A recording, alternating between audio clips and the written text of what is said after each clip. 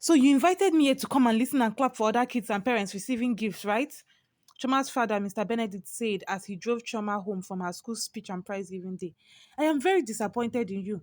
At your age, I was always coming first. First position. My parents did not go to school, but I was serious with my studies. You, with your mother and I both being graduates, can't even be among the top three in your class.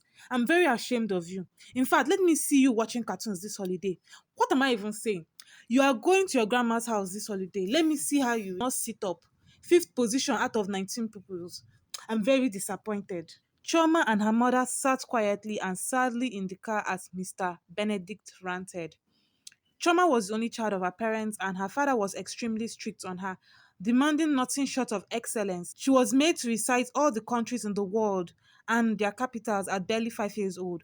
She was an exceptionally bright pupil, and that was why her coming fifth position once in her lifetime seemed like the world had ended for Mr. Benedict, and all he could think about was how to punish her for making him clap for other kids and not her. Woman, this is all your fault. He turned to his wife when they got home. You are never on the same page when I'm trying to train this girl. Don't you know that this is the best age to catch her and instill in her that sense of discipline and dedication to her studies? This will be the last time you will pamper that girl. The last thing I need in this house is a daughter that will grow up to be like her mother and have no sense of direction. Without a man, she won't even be able to cater for her needs. All those kind of women, I do not want them. Mrs. Eunice Stroma's mother would cry bitterly after her husband shames her for not having anything sustainable to do aside staying at home as a housewife. Choma would soon grow up and enter senior secondary school as a brilliant student. Her father's dreams of her being a high achieving student would come to pass, and soon she would be representing her school in mathematics and science competitions, clinching the first prize for her school. She was also very beautiful and humble and never let anything get in the way of her helping her classmates understand seemingly difficult concepts as long as she would not be asked questions in the hall. Mr. Benedict had warned her that if he ever got a report that she was caught doing exam malpractice, she would regret the day she was born. She had two rules concerning her academics. Rule 1, under no circumstances should she make less than 90% across all subjects. Rule 2, under no circumstances should she be caught cheating in exams. Well, things seemed to be going well until Francis came into the picture.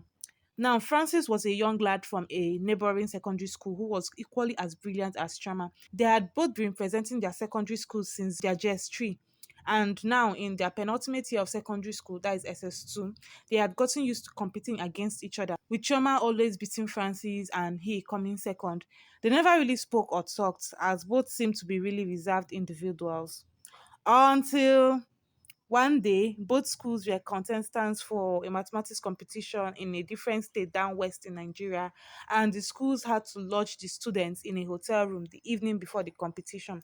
Choma had looked forward to seeing him and had sworn to herself to get to know him beyond just his name. And unbeknownst to her, Francis had the same plan. It was really cute and funny when they were both having their complimentary dinner with other students at the hotel's restaurants and staring at each other from the table, their eyes filled with admiration.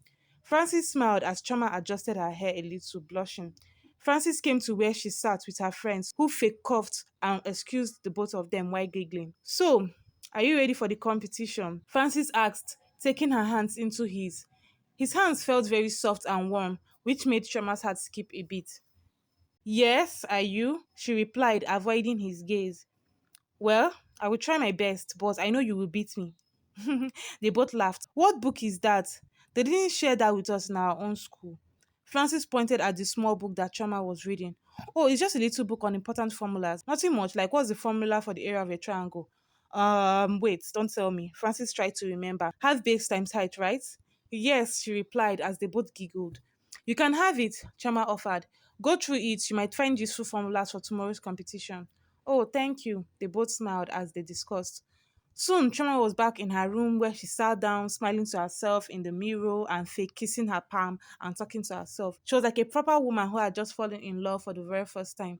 She heard her bath and came out from the bathroom when she heard a knock on her door. She quickly wore her nightwear as she went to the door to open it. Just wanted to return this, Francis, who was at the door, said as he smiled. She took it from his hand as she looked around to see if anyone was watching them and invited him in. They sat at the table and revised together until it was really late. I like your perfume. You smell like flowers, he soon said out of nowhere. She was taken aback and began to blush. Can I kiss you? Francis asked again, which made Chioma blush hard as she couldn't believe what was happening. Francis cupped her face in his hands while kissing her lips gently. He soon returned to his room as the supervisors were expected to call their rooms to confirm that all students were in their individual rooms and not up to anything mischievous. Choma could not sleep that night as she kept twisting and turning and imagining and reimagining the kiss. Soon it was morning and Choma had not gotten over the previous night. She managed to bathe and dress up and headed to the restaurant for breakfast. Francis was not in the restaurant. Oh well, probably at the venue, she thought to herself.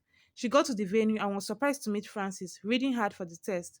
She went to meet him and sat next to him, smiling. Hey, good morning, she said.